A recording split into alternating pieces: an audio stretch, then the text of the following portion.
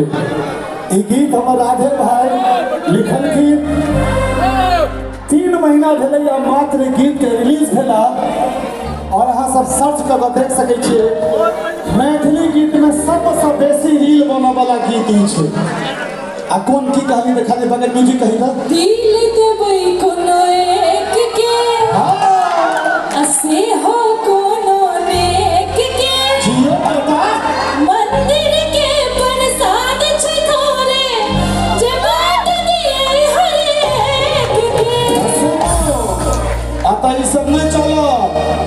ई हैदराबाद छै सब के कनी मनी प्रसादी देबा पड़ा कनी चाचो जी सबके कनी भाइयों सबके टमाटर दिले भरा रे मटर दिले भरा मुकता मेरा पूरा दुनिया हिला के चलो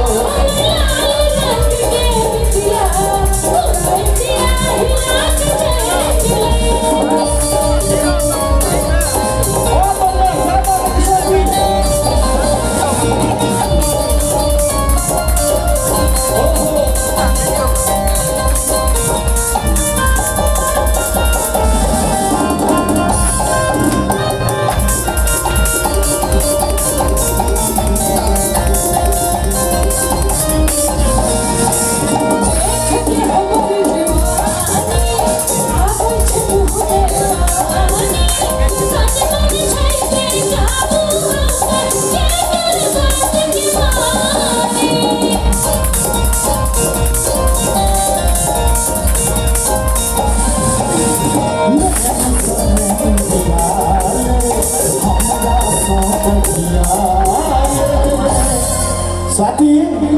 तनन सनन मिलाल हमरा सौपतियाल इनका सब सौ तुम पतियाल आराधे में एकटा घर एकरा अपन बना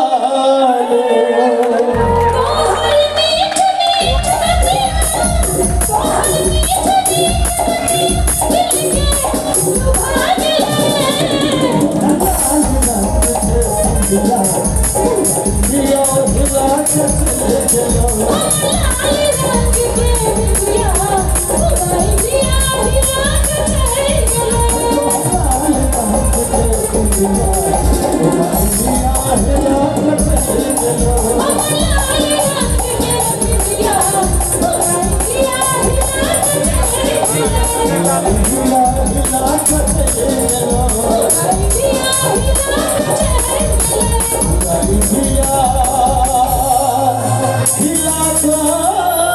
चले चलो